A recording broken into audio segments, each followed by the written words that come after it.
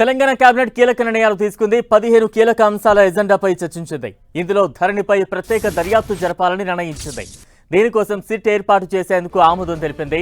ఇటు సిట్ తో పాటు ఫోరెన్సిక్ ఆడిట్ చేయాలని భావిస్తోంది. ధరణి ప్రారంభం నుంచి నేటి వరకు జరిగిన అన్ని లావాదేవీలపై దర్యాప్తు చేసేందుకు సిద్ధమైంది ప్రభుత్వం. ఇటు విద్యాశాఖలో పోస్టుల భర్తీకి తెలంగాణ కేబినెట్ ఆమోదం తెలిపింది. సంగారెడ్డి జిల్లా పరిధిలో డబుల్ బెడ్రూమ్ ఇళ్ల కోసం భూమి కేటాయించారు.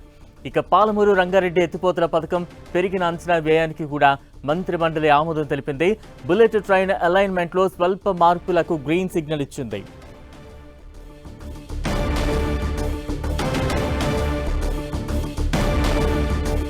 తెలంగాణ కేబినెట్ తీసుకున్న కీలక నిర్ణయాలపై తాజా అప్డేట్స్ అందించేందుకు మా ప్రతినిధి ప్రతాప్ సిద్ధంగా ఉన్నారు. ప్రతాప్, తెలంగాణ కేబినెట్ సమావేశం ముగిసింది. సీఎం రేవంత్ రెడ్డి అధ్యక్షతన జరిగిన సమావేశంలో కేబినెట్ చాలా కీలకమైన కొన్ని నిర్ణయాలు తీసుకున్నట్టుగా కూడా తెలుస్తుంది. ముఖ్యంగా ధరణికి సంబంధించిన ఇష్యూ పైనే ప్రధానమైన ఫోకస్ పెట్టినట్టు తెలుస్తుంది. ఈ రోజు దీనికి సంబంధించి ఇప్పటివరకు కొన్ని గత ప్రభుత్వంలో ధరణి పేరుతో కొన్ని పెద్ద ఎత్తున అక్రమాలు జరిగాయని చెప్పేసి అధికారులు గుర్తించారు. వాటికి సంబంధించి కూడా ఈ రోజు కేబినెట్ దృష్టి కూడా కొన్ని అంశాలకు సంబంధించి కూడా దృష్టికి తీసుకురావడంతో మంత్రులంతా కూడా కేబినెట్ అంతా కూడా సమగ్ర దర్యాప్తు లోతైన దర్యాప్తు చేయాలని చెప్పేసి అయితే దీనికి సంబంధించి గతంలో వాస్తవానికి మనం చూసినట్లయితే కనుక ఎప్పుడైనా విచారణలో పూర్తిగా విజిలెన్స్ ఆధ్వర్యంలో పోలీసులు సిట్ స్పెషల్ ఇన్వెస్టిగేషన్ టీములను ఏర్పాటు చేశారు. కానీ ఇప్పుడు ఈ స్పెషల్ ఇన్వెస్టిగేషన్ టీమ్ లో పోలీసులు ఒక్కరే కాకుండా నిపుణులను కూడా ఏర్పాటు చేయాలని చెప్పేసి కేబినెట్ నిర్ణయించింది. రెవెన్యూకి సంబంధించిన నిపుణులు కానీ ఇతరత్ర ఎవరెవరైతే అది పూర్తిగా ల్యాండ్ కి సంబంధించి సమగ్రమైన అవగాహన ఉంటుంది వారందరినీ కూడా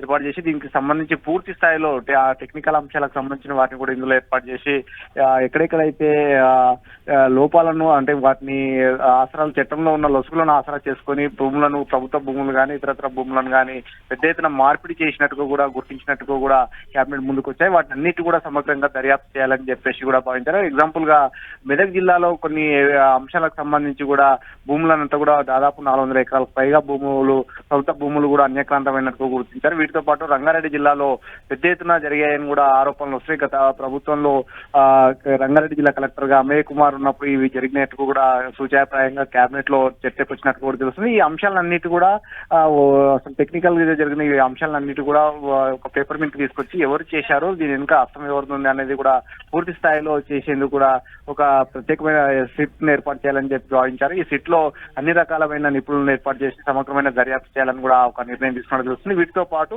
ఇతరత్ర దాదాపు 15 అంశాలకు టేబుల్ చేసిన వాటిలో జగిత్యాలలో ఒక డిగ్రీ కాలేజ్ సంబంధించిన పోస్టులకు సంబంధించి విద్యాశాఖలో పోస్టులను కూడా భర్తీ చేయాలని చెప్పేసి నిర్ణయించారు. వీటితో పాటు పాలమూరు రంగారెడ్డికి సంబంధించిన అంచనాలు పెరుగుదల వాటిని కూడా ఆమోదం తెలపడం కానీ అదేవిధంగా బుల్లెట్ ట్రైన్ సంబంధించి కొన్ని అలైన్మెంట్ మార్పులు జరిగిన వాటికి కూడా ఆమోదం తెలిపినట్టు కూడా తెలుస్తుంది. ఇలా ఈ అంశాలన్నిటి కూడా కేబినెట్ లో కీలకమైన వాటికి అన్నిటి కూడా ఆమోదం తీసుకున్నట్టు కూడా తెలుస్తుంది. Balaram, right, thank you Pratap.